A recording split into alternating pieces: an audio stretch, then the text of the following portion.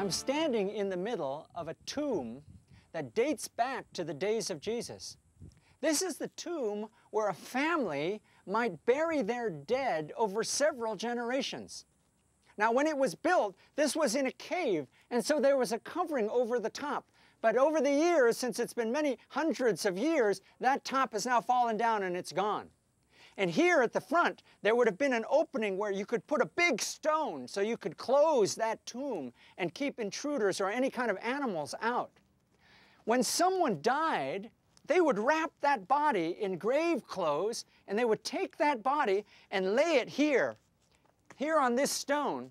And for a certain period of time, mourners, family members, loved ones would be able to come in, and they would sit here and they would cry and they would mourn over the person who had passed away. But then after the decaying process began, they would take that body and they would put it into these shelves here. This is where the bodies would decay. And it would be a process that would take a number of months. They might put a stone in front of that.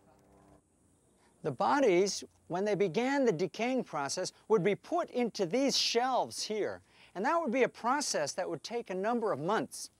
Afterwards, loved ones would come and they would gather up the bones. They would take the bones of the person who had died, and they would put those bones into small boxes called ossuaries, or bone boxes. And those bones would then be kept. They would be put into niches like this one over here.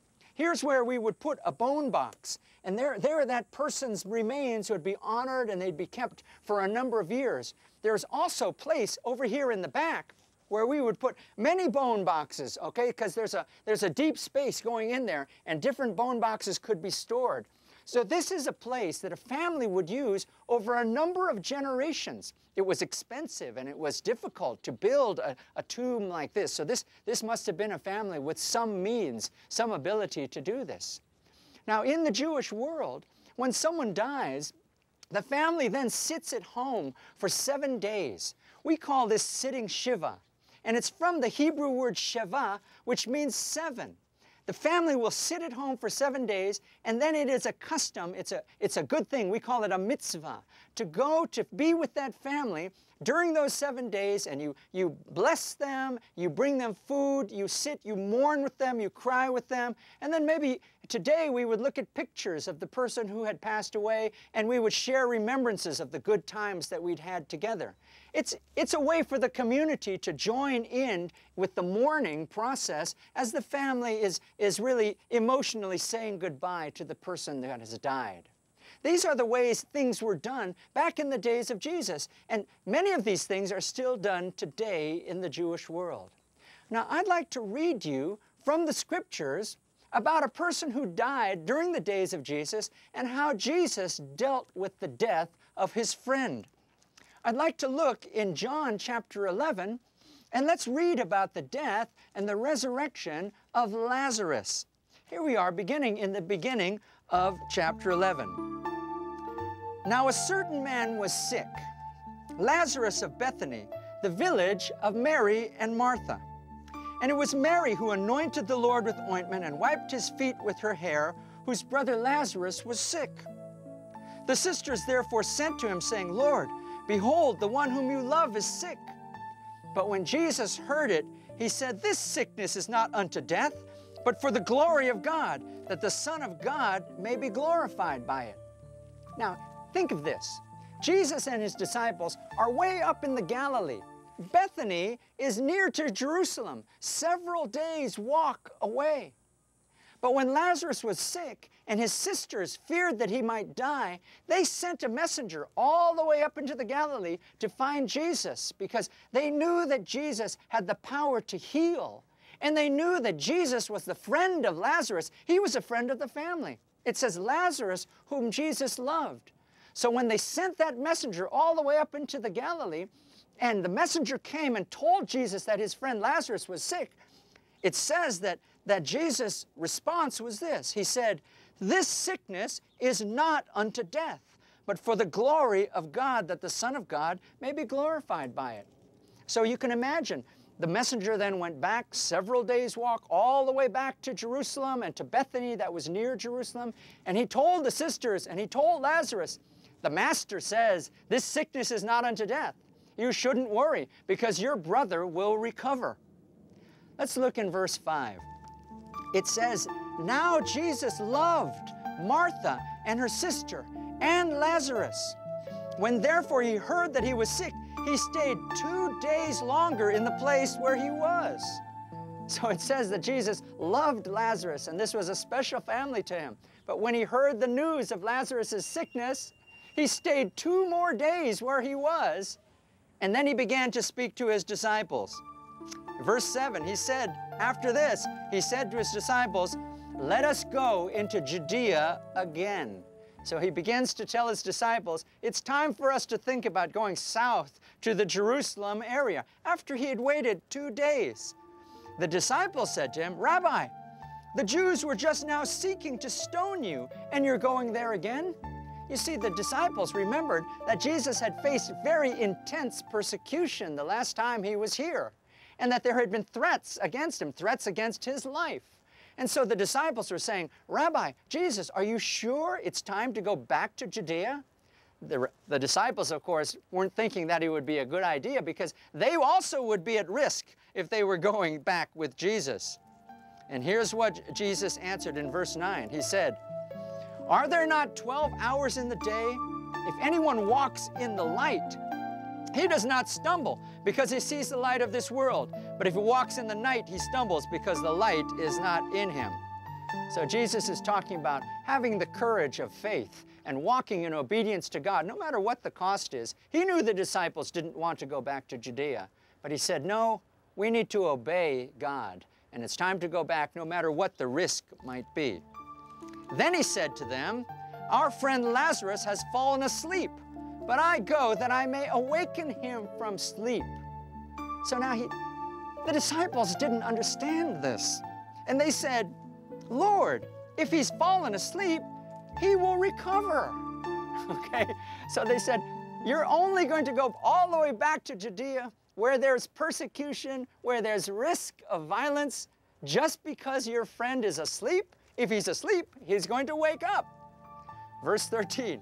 Now Jesus had spoken of his death, but they thought he was speaking of literal sleep. Then Jesus therefore said to them plainly, Lazarus is dead, and I'm glad for your sakes that I was not there, so that you may believe. Let us go to him. So now Jesus turns to his disciples and said, Lazarus is not asleep, but Lazarus is dead, and we are going to go to him because he's dead. Now, this makes even less sense to the disciples, but at this point, they realize that their master is fixed on going, and they're ready to go with him. Thomas, therefore, who is called Didymus, said to his fellow disciples, let us also go, that we may die with him. So the disciples decide to go with Jesus, even though they don't understand why he's going. Let's look in verse 17.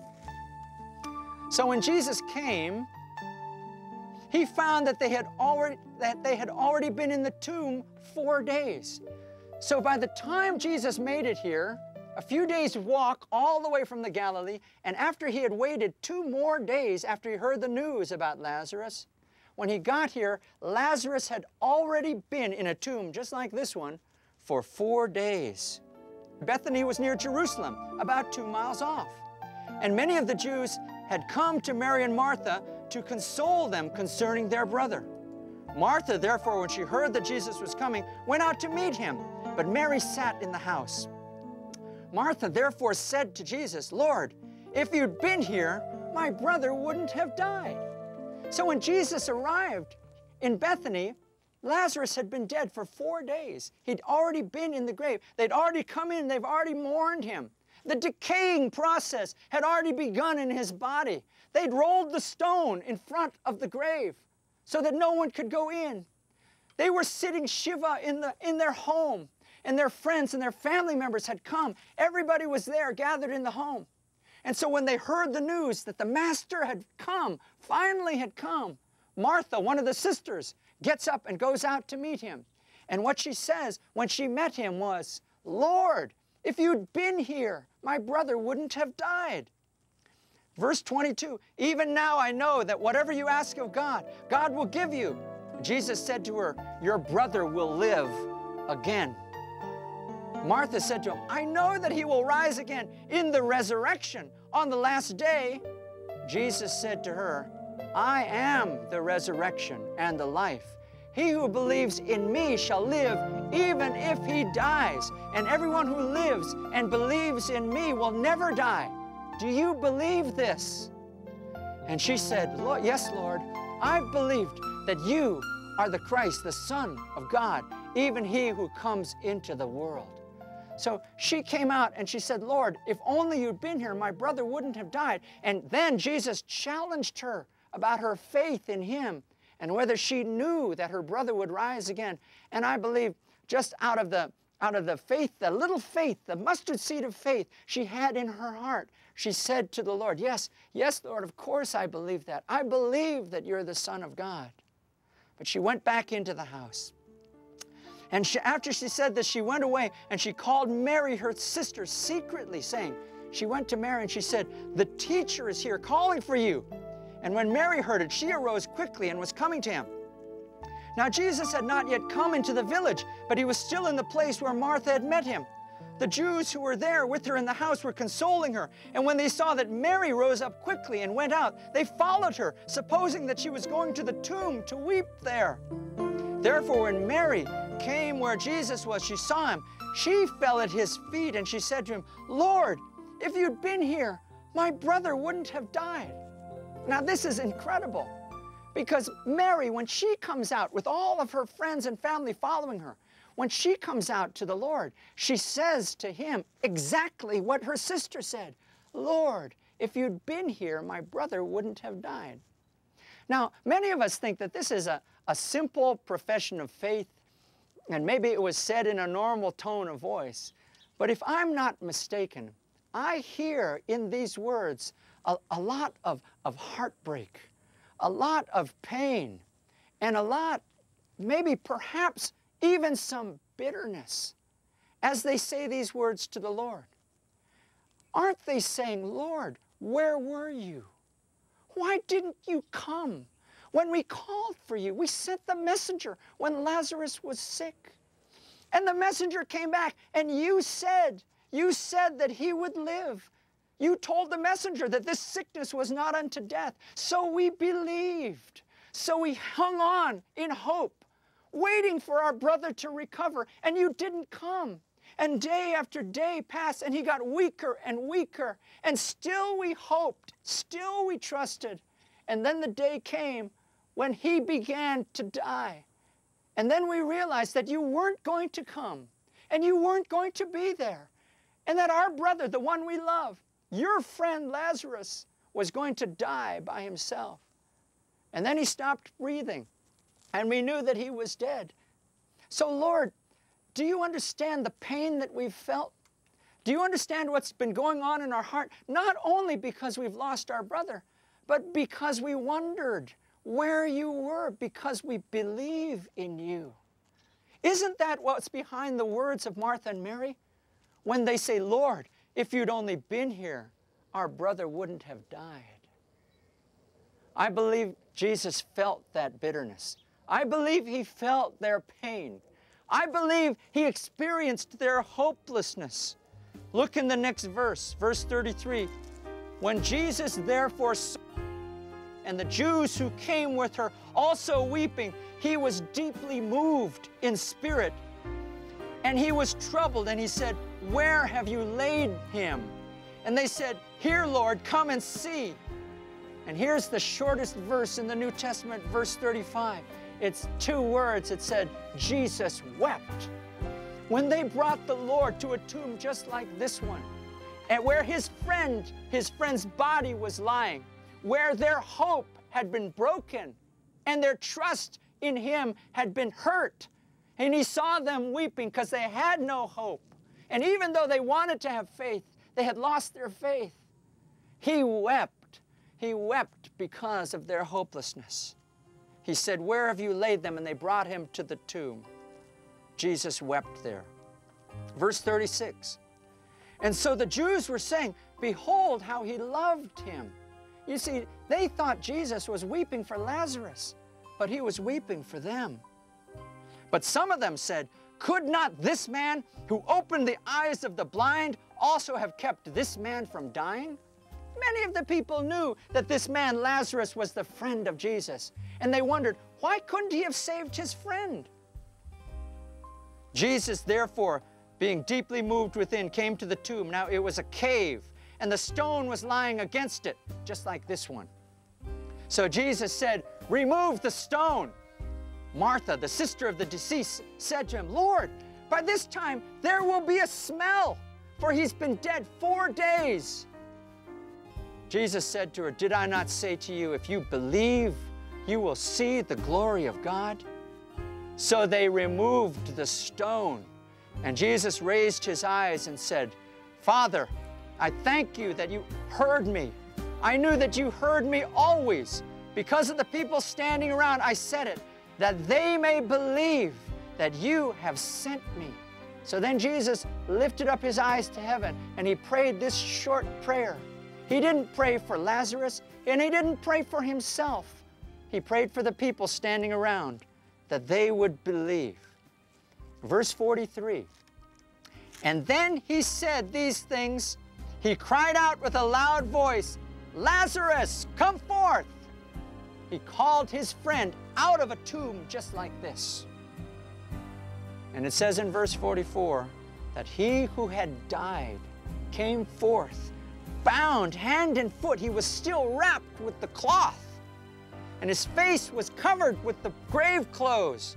And Jesus said to them, "Unbind him and let him go." So when Jesus said to Lazarus, "Lazarus, come forth," he came out of a tomb just like the one behind me, wrapped in the grave clothes, and still not being able to speak, not being able to move properly. And Jesus said, "Unbind him and let him go." And so the people came around him and they took the grave clothes off, and sure enough, it was Lazarus, and he was alive from the dead. Now everybody standing there, they knew that he had been dead. This was not something they had to imagine. They had watched him die. They had put him in the grave themselves. He'd been there for 4 days. They knew that he was dead, and now he was alive. It was an incredible miracle. And the Bible says that because they saw that with their own eyes, the friends and the family, Mary and Martha and all of their loved ones, because they saw that, they believed. And it opened a door of faith for them to believe in Jesus the Messiah. And they began to honor him, and they began to give him glory. Because he was the Son of God, they knew that he had done a miracle that no man could do, only God. Now, what was the result of that? The result of it was not only faith among the friends and the loved ones of Mary and Martha. The result of that was persecution and hatred among the chief priests and the religious establishment. They didn't like what Jesus was doing. It threatened them. It threatened their hold on power. And so they began to conspire to kill him, to get him out of the way, to remove him so that he wouldn't be a threat to them anymore. They even conspired, they even thought of killing Lazarus. Can you imagine? They probably decided not to kill Lazarus for fear that Jesus would simply raise him from the dead again. But what was God's purpose behind all of this? And here's really the point of this story. The point of this is that God's will has purpose. It was God's purpose to raise Lazarus from the dead and not to heal him. It was God's purpose for Mary and Martha and Lazarus even to suffer and to go through the agony of losing their loved one, to go through the brokenness of seeing their hope shattered. They were hoping in his recovery, and they lost that hope. They went through the experience of having their faith tested, even to the extent that they wondered if Jesus was really their friend, if he was really the Son of God who was going to help them. They were tested severely in this because of the purposes of God. It was God's purpose all along to allow Lazarus to die and then to raise him from the dead. Here's what it says in the following chapter, chapter 12 of the book of John, that reveals the purpose of God. Chapter 12, verse 1.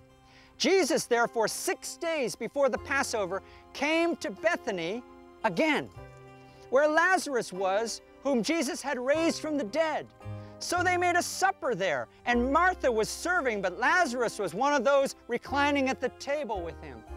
So some months later, Jesus comes back here to Bethany, and they have a big party for him and a big supper for him. And Lazarus, the one that he'd raised from the dead, is sitting at the table with him, rejoicing and celebrating too.